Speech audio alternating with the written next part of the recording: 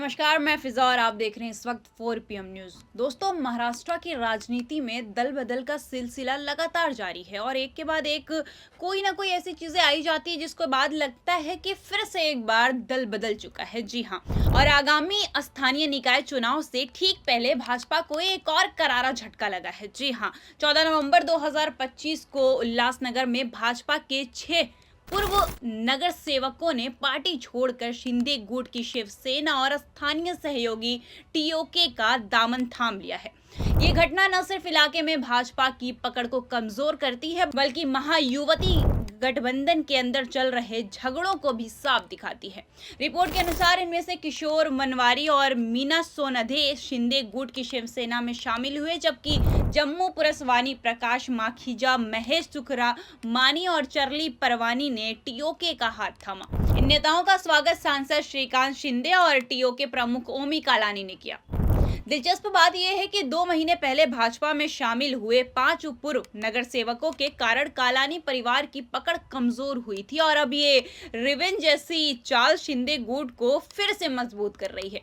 ये घटना बिहार चुनाव की चमक के बीच भाजपा के लिए विडंबना है, क्योंकि बहुमत से चुनाव जीतने के बाद एक बार इतना बड़ा झटका उनको महाराष्ट्र में लगा। ये वाकई बहुत ही बड़ी विडंबना है। आपको भी पता है कि किस तरीके से भाजपा ने 79 सीटें जीत कर बिहार में एक रिकॉर्ड बना दिया। वहीं महाराष्ट्र में गठबंधन के सहयोगी ही पीठ में छुरा चला रहे हैं। उल्लासनगर और कल्याण लोकसभा क्षेत्र में होने वाले नगर निगम चुनाव से पहले ये टूट भाजपा के लिए रणनीतिक नुकसान है। बता दें कि ये 6 नेता भाजपा के स्थानीय स्तर पर सबसे मजबूत चेहरे थे, जिनकी वजह से पार्टी को उल्लासनगर म्यूनिसिपल कॉर्पोरेशन यानी कि यूएमसी में बढ़त मिली थी। अब उनके जाने से भाजपा की सीटें कमजोर पड़ेगी और शिंदे गुट टीओके गठजोड़ को फायदा होगा। राजनीतिक विश्लेषकों का मानना है कि ये महायुवती की एकता का ढोंग उजागर करता है, जहां सत्ता के नाम पर सहयोगी एक दूसरे को निगलने की होड़ में है। बता दें कि इन नेताओं में प्रकाश माखीजा का मामला सबसे चर्चित है। 4 बार अस्थायी समिति अध्यक्ष रह चुके माखीजा ने इस्तीफे के बाद साफ कहा कि भाजपा के वरिष्ठ नेता एक दूसरे के खिलाफ काम कर रहे हैं। रिपोर्ट के मुताबिक माखीजा ने भाजपा के राज्य अध्यक्ष रविंद्र चौहान की आलोचना की, जिनकी कल्याण उल्लासनगर में संगठन मजबूत करने की कोशिश ने स्थानीय स्तर पर तनाव बढ़ाया है। चौहान के नेतृत्व में भाजपा ने कई शिवसेना नेताओं को अपने पाले में किया था, जिसका जवाब शिंदे गुट ने अब दिया है। माखीजा जैसे नेता की नाराजगी साफ बता रही है कि भाजपा का केंद्रीकृत नेतृत्व स्थानीय कार्यकर्ताओं को नजरअंदाज कर रहा है। इसका नतीजा ये हुआ कि पुराने वफादार ही अब बगावत पर उतर आए हैं। अगर बड़े नेता अभी कदम नहीं उठाते हैं तो ये झगड़ा थाने, नासिक और पुणे जैसे जिलों तक भी पहुंच सकता है, जहां जल्द ही निकाय चुनाव होने वाले हैं। उल्लासनगर की राजनीति हमेशा से ही दल बदल और सत्ता के खेल का केंद्र रही है। ये इलाका कल्याण लोकसभा क्षेत्र का हिस्सा है, जो शिंदे परिवार का गढ़ माना जाता है। रिपोर्ट के अनुसार इस साल चौहान के राज्य अध्यक्ष बनने के बाद भाजपा ने आक्रामक रूप अपनाया, कई शिवसेना नेताओं को लुभाया, जिससे शिंदे गुट में असंतोष पनपा। जवाब में श्रीकांत शिंदे ने भाजपा के मजबूत चेहरों को निशाना बनाया है। जम्मू पुरसवानी जैसे 5 बार के नगर सेवक और पूर्व उप महापौर का जाना भाजपा के लिए सबसे बड़ा झटका माना जा रहा है। महेश सुखरामानी, जो महाराष्ट्र साहित्य अकादमी में राज्य मंत्री रह चुके हैं, और चार्ली परवानी जैसे नेता टीओके में शामिल होकर कालानी परिवार को फिर से ताकत दे रहे हैं। आपको बता दें कि 2 महीने पहले कालानी परिवार के 5 पूर्व नगर सेवकों के भाजपा में जाने से उनकी पकड़ ढीली पड़ी, लेकिन अब ये काउंटर अटैक उन्हें यूएमसी चुनाव में मजबूत स्थिति दे सकता है। महाराष्ट्र में निकाय चुनाव का सिलसिला 2026 की शुरुआत में शुरू होगा, जिसमें उल्लासनगर, केडीएमसी और अन्य निगम शामिल हैं।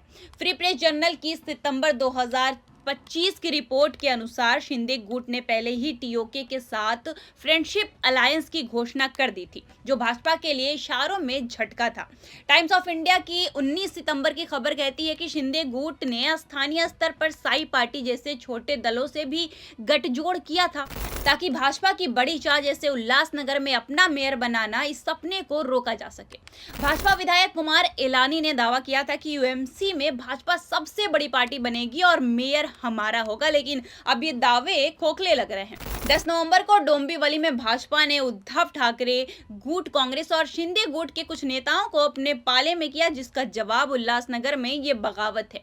ये चक्रव्यूह साफ दिखाता है कि महायुवती में धर्म की बातें तो है, लेकिन जमीनी स्तर पर सब अपने अपने हित साध रहे हैं। इस पूरे मामले से साफ है कि महाराष्ट्र की राजनीति गठबंधन धर्म के ऊपर उठकर व्यक्तिगत पर चल रही है। भाजपा को उल्लासनगर में खोई जमीन वापस पाने के लिए अब केंद्रीय नेतृत्व को हस्तक्षेप करना पड़ेगा, वरना निकाय चुनाव में हार की हैट्रिक लग सकती है। बिहार की जीत की चमक में ये झटका भाजपा के लिए सबक है कि स्थानीय स्तर पर एकता बनाए रखना कितना मुश्किल है। शिंदे गुट की ये चाल न केवल कालानी परिवार को बचा रही है, बल्कि महायुवती की कमजोरियां दुनिया के सामने ला रही है। आखिरकार सियासत में वफादारी नहीं बल्कि ताकत का खेल चलता है और ये शिंदे गुट ने पहला राउंड जीत लिया है। अब देखते हैं कि अब इस पूरे मुद्दे पर बीजेपी क्या करती है या फिर बीजेपी क्या फैसला लेती है। आगे की खबर जानने के लिए या फिर अगला अपडेट जानने के लिए बने रहिए 4 PM के साथ। तब तक के लिए नमस्कार। मोठ्या प्रमाणात यश मिळालेलं आहे, या संदर्भात काय सांगता? काय तुमचं म्हणणं आहे? हे यश भाजपचं आहे? हे यश भाजपचं नाही, हे यश ईव्हीएम मशीनचं आहे। हे यश दुसऱ्या पक्षाच्या चोरलेल्या आमदार खासदारांचं आहे। हे यश त्या ठिकाणी सरकारी तिजोरीतून स्वतःच्या तिजोरीतून नाही, जे काय रेवडी वाटणं अरविंद केजरीवाल दिल्लीचे मुख्यमंत्री असताना या देशाचे पंतप्रधान बोलत होते। दुसऱ्यावर टीका करताना रेवडी आणि प्रत्येक महिलेच्या खात्यामध्ये 15-15 हजार रुपये बिहारमध्ये न मागता देणं, अशा पद्धतीनं रेवडी वाटपाचा हा विजय आहे। आणि त्याचबरोबर या ठिकाणी सत्तेचा दुरुपयोग करून लोकशाही संपवणं, छोट्यातले छोटे पक्ष देखील संपवणं, या अहंकाराचा हा विजय आहे। भाजपचे कार्यकर्ते किंवा नेते असं म्हणतायत की बिहारच्या निवडणुकीच्या विजयानंतर मुंबईची महानगरपालिका सुद्धा आमच्या ताब्यात येईल म्हणून। असं आहे की शेवटी कितीही जरी अख्खा देश यांना मिळाला तरी शेवटी यांचा जीव मुंबई महानगरपालिकेत गुंतलेला आहे, हे यातून स्पष्ट होतं। धन्यवाद, थँक्यू।